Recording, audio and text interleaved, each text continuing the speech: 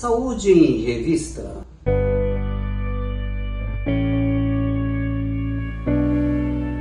Olá, senhoras e senhores, está no ar Saúde em Revista, o programa feito especialmente para você, trazendo informações, notícias, esclarecimentos, desvendando mitos e verdades quando o assunto é saúde. E você que ainda não é inscrito no canal, se inscreva e ative o sininho para receber as notificações de toda vez que nós publicarmos uma nova matéria. E hoje eu quero falar de algo extremamente delicado, que é a depressão pós-parto. Você já ouviu falar em depressão pós-parto? E aí, será que esse negócio aí é frescura da mãe? Ou é um problema sério realmente? E aí, quanto tempo dura a depressão pós-parto? Será que precisa fazer algum tratamento para a depressão pós-parto? Essas e outras informações aqui neste momento. Então vamos lá. Não é frescura da mãe, é algo muito sério a depressão pós-parto.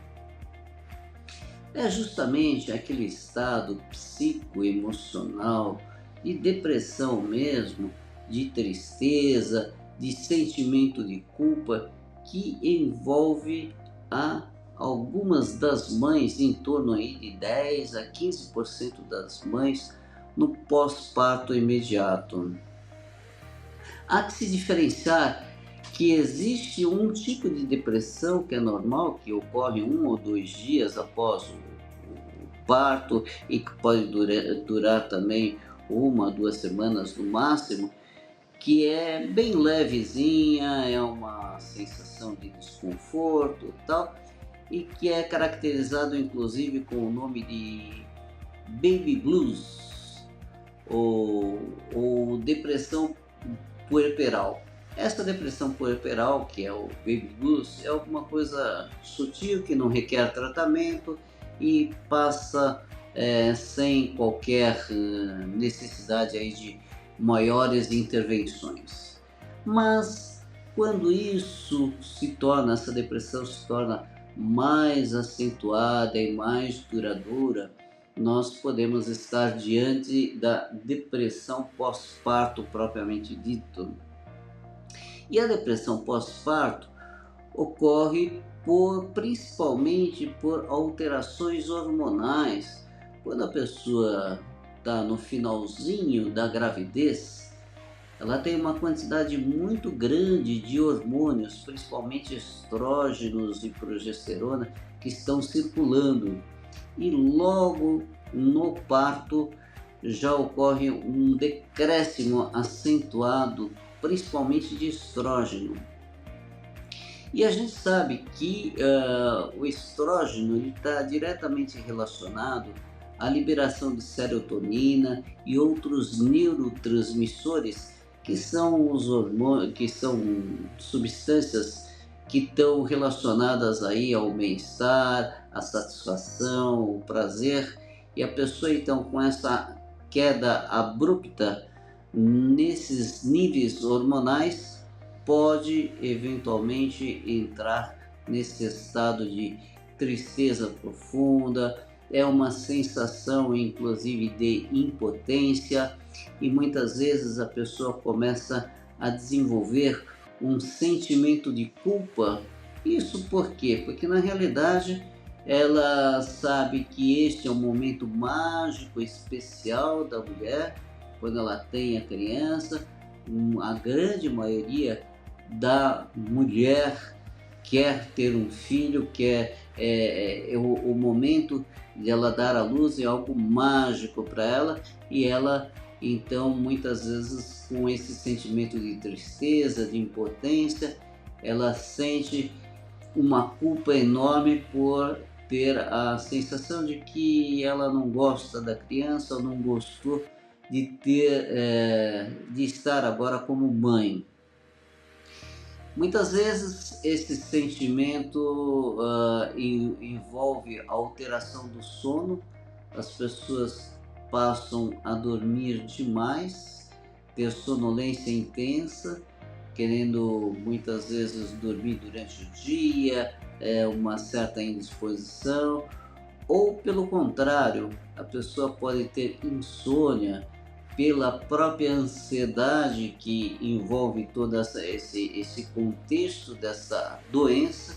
A pessoa não consegue pegar no sono, ou dorme, acorda, dorme, acorda, dorme, acorda, tendo então um comprometimento muito acentuado aí do sono. Outras vezes a pessoa pode ter uma certa falta de apetite, não é bem uma falta de apetite, mas ela até muitas vezes tem fome, tem vontade de comer, mas quando começa a comer, aquele alimento parece que não desce, não entra, ela não consegue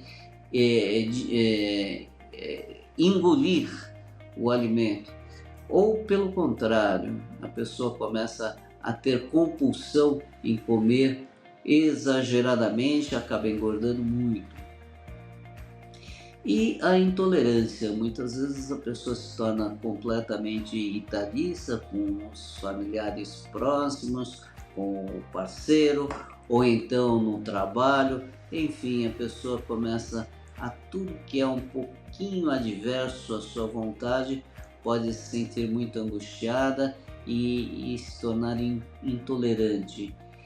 E alguns casos, inclusive na depressão pós-parto, pode ter, ainda bem que são poucos casos, mas a pessoa pode evoluir com estados psicóticos, inclusive com distorções aí da realidade, e muitas vezes podem atentar contra a própria vida ou então a vida da sua criança, tornando aí uma situação extremamente séria. Ainda bem que essa situação de psicose pós-parto é bem menos frequente.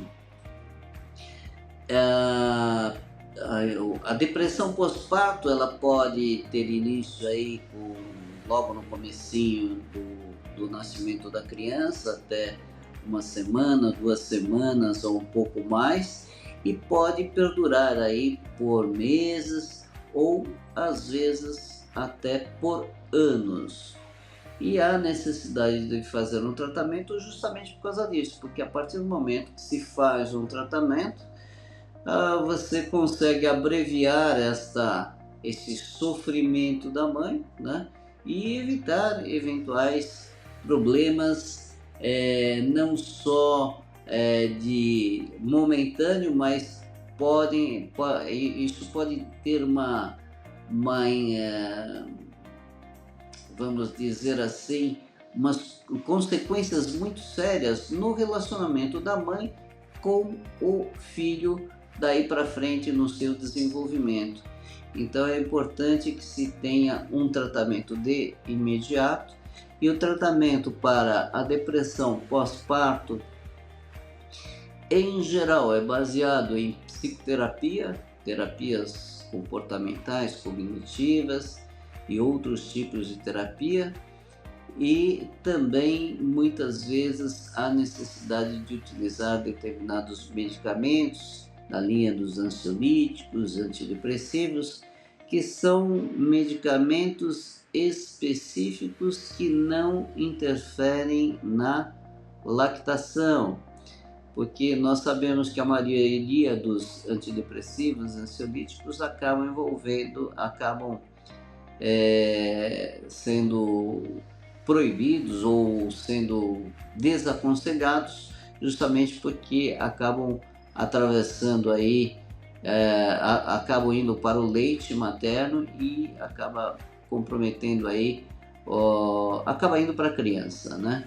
Então é importante que esses ansiolíticos e antidepressivos sejam prescritos pelo médico, pelo psiquiatra, pelo obstetra, pelo ginecologista, que ele vai saber exatamente qual é o melhor medicamento que possa apenas trazer benefícios e não causar malefícios para nem para a mãe nem para a criança. Essa doença não é uma doença da modernidade. Sabe-se que já ela foi diagnosticada, ou pelo menos já foi mencionada por médicos na idade de Cristo, inclusive no século I depois de Cristo, médicos gregos que já evidenciaram esses sentimentos na mulher após o parto. Mas foi em torno do século XX em que começou-se a fazer um estudo mais aprofundado da depressão pós-parto, relacionando-a com alterações hormonais.